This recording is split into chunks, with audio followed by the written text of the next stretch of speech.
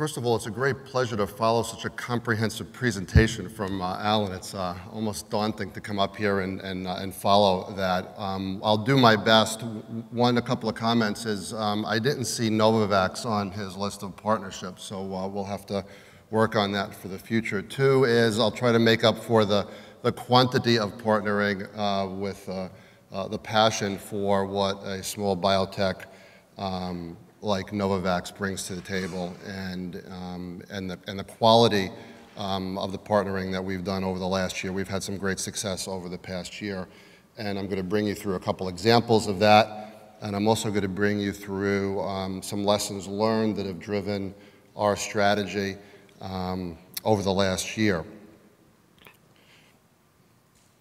Let me first just give you a couple of quick highlights about Novavax for those of you who are not familiar with the company.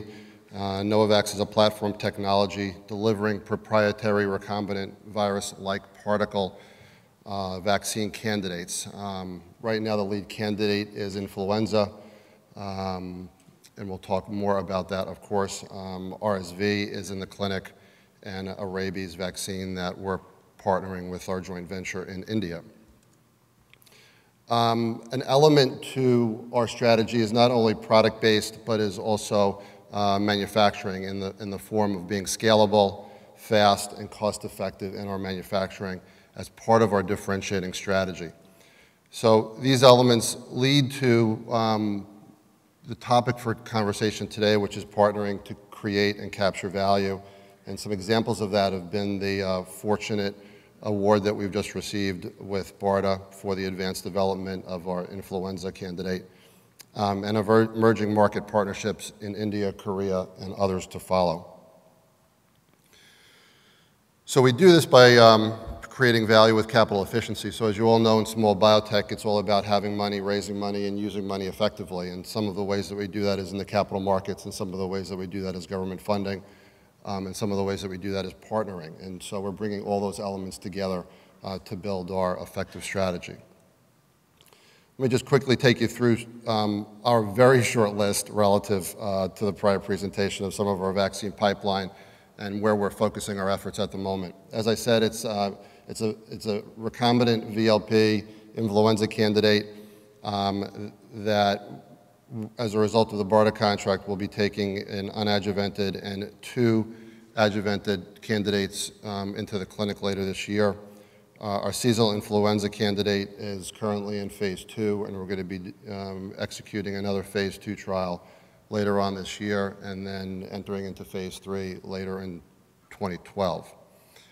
We recently initiated a program around rabies with our partner in India, CPL Biologicals, which is a joint venture with Cadila Pharma.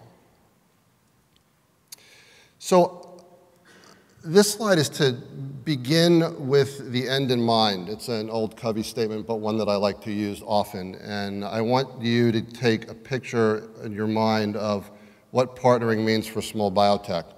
And all of these elements are critical. So you look at the ways that we need to partner. We need to partner with government, which is a changing paradigm that I'll get into a little bit more about the influenza market. Government's critical, regional joint ventures, regional licensing deals, of course the focus on emerging markets, and always the opportunity to partner with big pharma. This drives clinical data, manufacturing capacity, of course the value of bringing funding through upfront milestones and royalties, regional market access, which is critical for us. Having access to those markets is only going to happen through regional partnering. And then, of course, product development funding. For us, this drives a multiple and parallel regulatory pathway for faster commercialization. Ultimately, the game is commercialization with or without a partner, and ultimately, the partner will only have interest if you have a commercialization strategy that's compelling. Before I go into a bit of a case study, I thought this quote was particularly appropriate from the lessons learned from the H1N1 pandemic, and that there are no mistakes, no coincidences, all events are blessings given to us to learn from. And I think there's been a lot of lessons learned over the last 12 to 18 months, certainly from the perspective of Novavax, and certainly from the perspective of pandemic preparedness. And while all of you are probably very tired about hearing about influenza and hearing about the 2001 pandemic, I'm going to drag you through it one more time, only from the perspective of the value that it brings to Novavax and the importance relative to partnering strategy for us. And so I'm going to put a twist on it that I hope you all appreciate. Before I do that, I also want to give you a little bit of perspective around the way that I look at and we at Novavax look at the influenza vaccine market and the critical elements. Certainly you all know that vaccines are very different from the pharmaceutical market.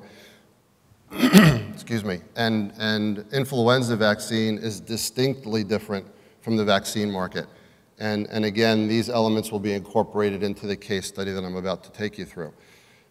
Product technology, of course, is important, and we're basing that on our recombinant VLP technology.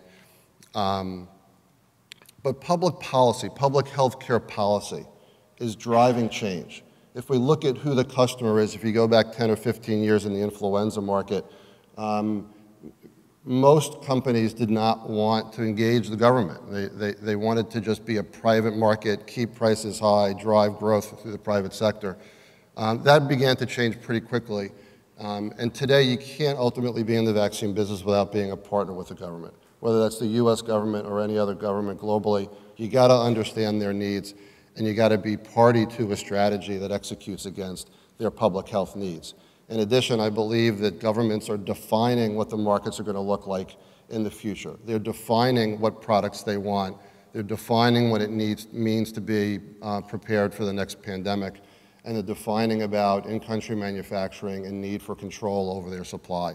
And I think that's a critical element to seasonal influenza growth as well as pandemic preparedness. Not to mention, of course, the payer element of this, which we all know is critically important. If there's not somebody there to pay for the product, the strategy falls apart in commercialization. So it's either private sector payer or public sector payer that is footing the bill to pay for these vaccines. So I want to start off by saying it's a new paradigm. We need to think about maybe the tired old influenza vaccine market in a different way. And I'm going to take you through the reason why. So what did we know before the 2009 pandemic? Well, we knew in established markets that product technology remains important. You know, egg supply is still the foundation for supply worldwide. I'm not going to discount the value of that, but simply to say that while we're supporting the vaccine supply today with egg-based production, we need to think about the future of influenza vaccine manufacturing. We need to think about new technologies. And so everybody's still thinking about what's that next new technology that as the flu vaccine market grows, what will be the percentage of cell-based vaccines, what will be the percentage of egg-based vaccines. Nobody's crystal ball is clear enough to know exactly what that will be, but we know it's going to change. Timeliness of supply is always important, both for pandemic preparedness as well as seasonal, and the logistics of administration is certainly critically important to pandemic. In emerging markets specifically, in addition to the above, we know that low seasonal vaccination rates impacts pandemic preparedness, and the way to best be prepared for a pandemic is to increase seasonal vaccination rates across the globe. Low or no committed supply in certain countries, and certainly an insufficient vaccine manufacturing capacity, which we're beginning to see change quite quickly. This is a graphic of what, at least in the US, the number of confirmed cases and what that looked like in the first wave and the second wave. That new virus was identified by the CDC on April 23rd.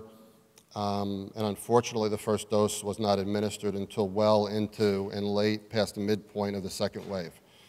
Virus identification in this process became important, and egg supply was driving worldwide supply of vaccine throughout this process.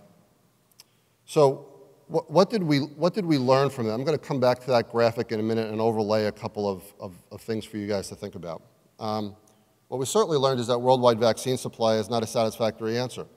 It can't be reallocated well enough, and that certainly didn't happen in 2009. And certainly the estimates of worldwide supply were grossly exaggerated. We can't just think about ultimate theoretical capacity, and we can't just think about 12-month production. We got to think about the production capacity that can take place in advance of the second wave. And I think that we learned a big lesson about what that means for the marketplace.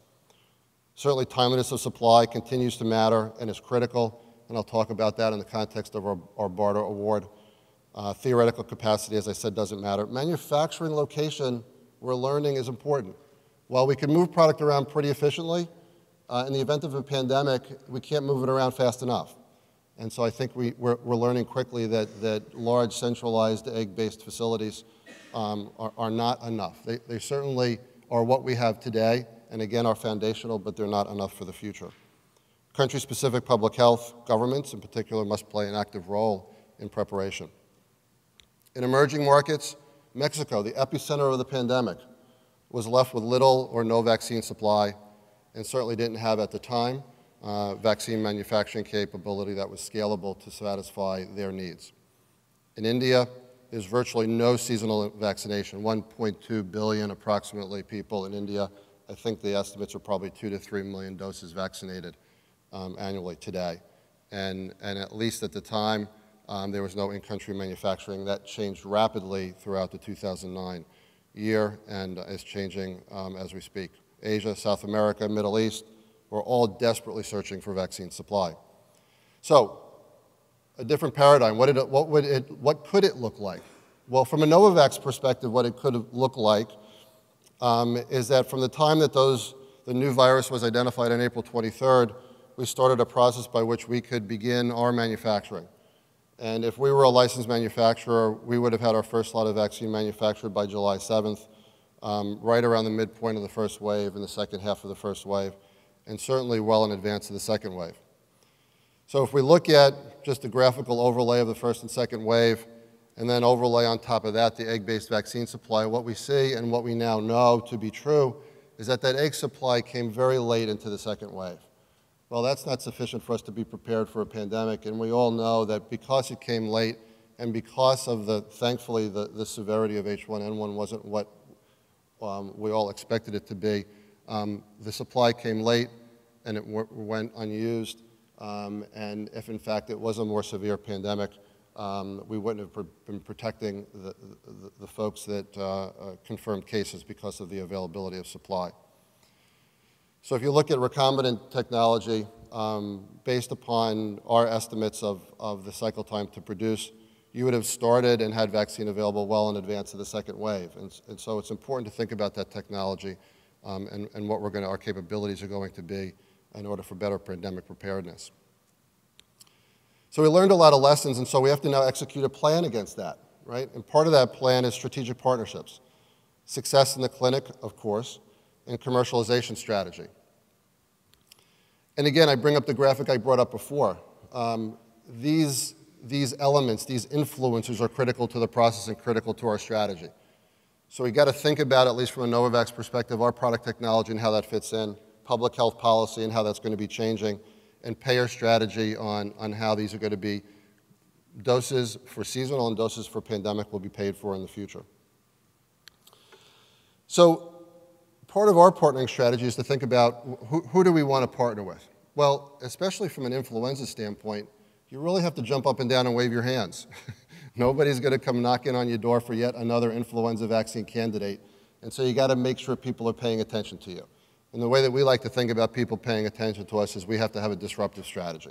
We got to execute our strategy different than folks have in the past. We've got to get people to pay attention to what we're doing. And we've got to change the dynamics in the marketplace. And so part of the way that we're doing that, remember I talked about product technology, well, we're doing that through our recombinant VLP vaccine, less than 12 weeks manufacturing, and manufacturing surge capacity. This also allows emerging markets to leapfrog to a new technology.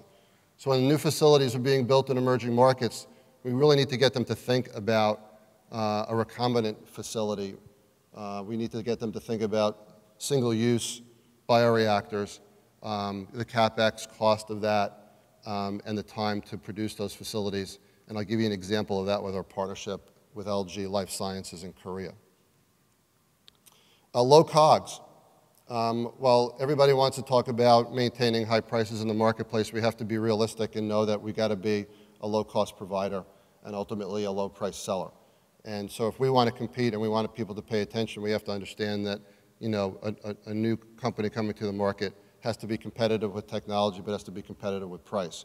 And so we have to be a game changer here, and certainly low COGS is an element for that. The yields that we get out of manufacturing, the technology approach that we take, the manufacturing approach as far as CapEx in the facility are all elements to low COGS. And certainly, as I just said, low cost of manufacturing. That also means in-country manufacturing, right? Our partnership in India with Cadila Pharma, CPL Biologicals, we have a new facility up and running in 12 months at a cost of about approximately $10 million US. And while that facility has more scaling to do, we're confident that it demonstrates a model for the future and opens the door to new markets. Early to market cycle time, critical for pandemic, but also critical for seasonal. And I think we've just talked about the reasons for that. So the breaking news for us, boy, are we happy to tell you that we received an award from BARDA. From a biotech standpoint, you need that critical funding, and in this particular case, we got it from BARDA. We were awarded a $179 million 5-year advanced development contract, which takes both our seasonal program and our pandemic program through to licensure. It's critical to the success of Novavax, and it's a critical recognition that the U.S. government wants and needs to have a recombinant influenza vaccine technology in their portfolio, and they're willing to pay for the advanced development to do that. So the elements of that, what was BARDA's requirements? Well, as I said, they wanted a recombinant vaccine. They specifically stated that they needed 12 weeks production cycle time, US-based manufacturing facility, and capability to produce 50 million doses in 6 months. And this all linked to a statement that Kathleen Sebelius made. I think this came out of the FEMC recommendations. These next generation flu vaccines hold the potential to be even more effective and to make the first and last doses of vaccine available sooner than existing flu vaccines by weeks and months, which can save lives during a pandemic as well as during seasonal flu outbreaks. So the value to Novavex, $179 million contract, validates Novavax's program, funds through BLA submission. A critical element here, so the $97 million 3-year base period. In that base period, we're going to fund our phase 2 and phase 3 clinical trials for seasonal, and we're going to take into the clinic in H2 different adjuvant technologies into phase 1 later this year, and down select to 1 for a phase 2 in the base period.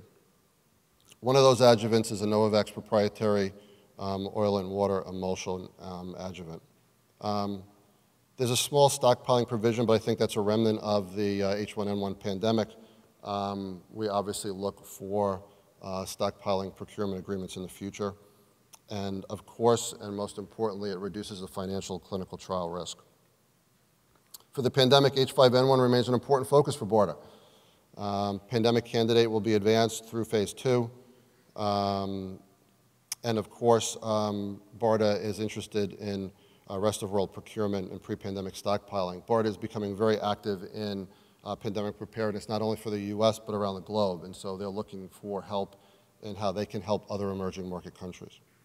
From a seasonal perspective, seasonal vaccine supply and demand are critical to pandemic preparedness.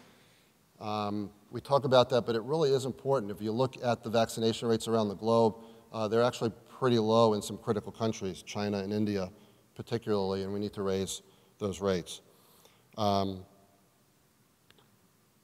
We provide for regulatory and manufacturing flexibility. This is really all dependent upon whether you take an adjuvanted pandemic to the market or you take an unadjuvanted candidate to the market, and this is centered around what we saw with the H1N1 on strain change approval. Obviously, if it's an adjuvanted candidate, that would not happen, and so the adjuvanted candidate would have to have a separate pathway to licensure. So the second piece of breaking news, it got a little bit kind of lost in the sauce of the BARDA announcement. You always want these things to come together, but you don't want them coming together on the same day. And unfortunately, both announcements came out at exactly the same day, but not to dilute the value of this partnership, because we worked long and hard to make this partnership with LG Life Sciences come together, and it came together in a relatively short period of time. And again, I think this is based on the graphic that I put up before about government driving to where they want public health needs to be satisfied. In this particular case, the Korean government has said that it will provide support for a manufacturing facility for new technology. And with that in mind, LG Life Sciences jumped out in front of that and decided to explore who they wanted to partner with, and they selected Novavax for that.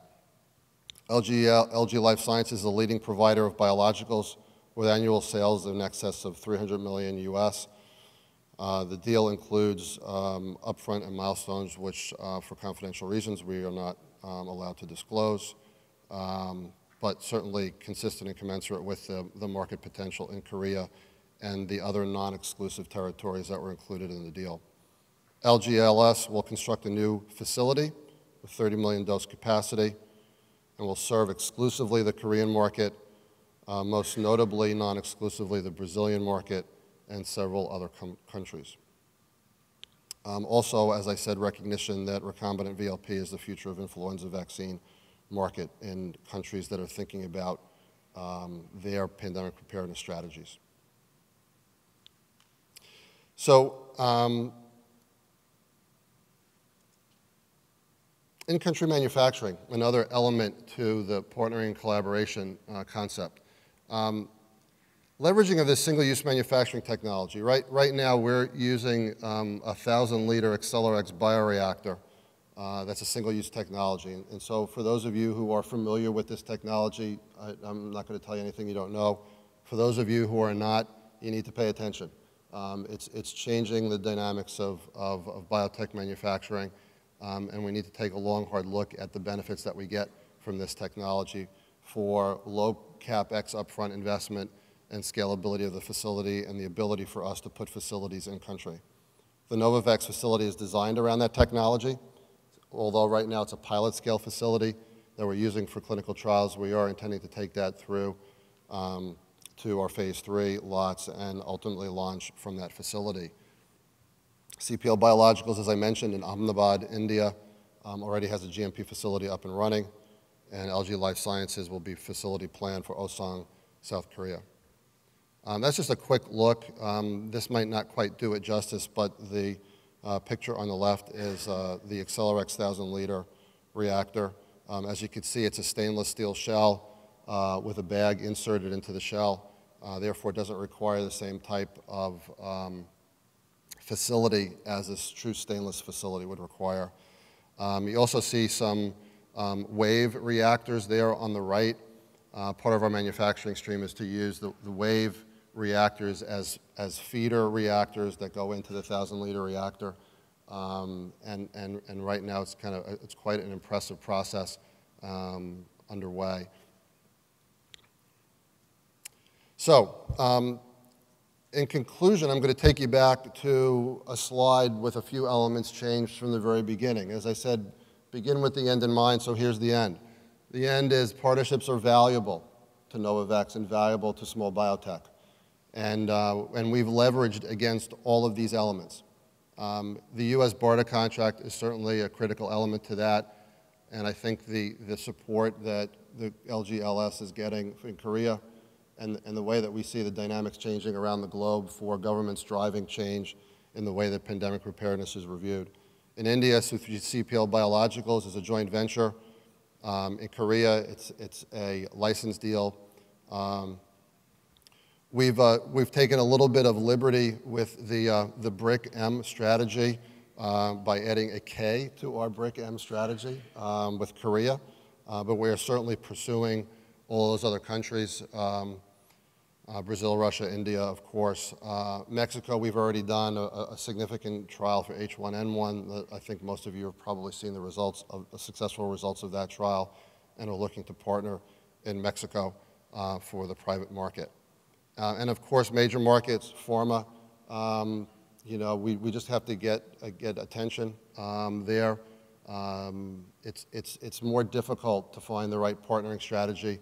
Everybody's looking for that breakout technology, as we heard in the session this morning. Unfortunately, our lead candidate is not a breakout technology in and of itself, but it's changing the dynamics of the influenza market. And so, again, clinical data, manufacturing, regional market access, product development. These are the elements of success for partnering and collaboration, and we believe that our strategy is coming together in that regard. Once again, Novavex regional partnering has allowed for this multiple regulatory pathway, and please look forward in the future to more coming from this small biotech in Rockville, Maryland. So thank you for your attention, and I'll be happy to answer questions later. Thank you.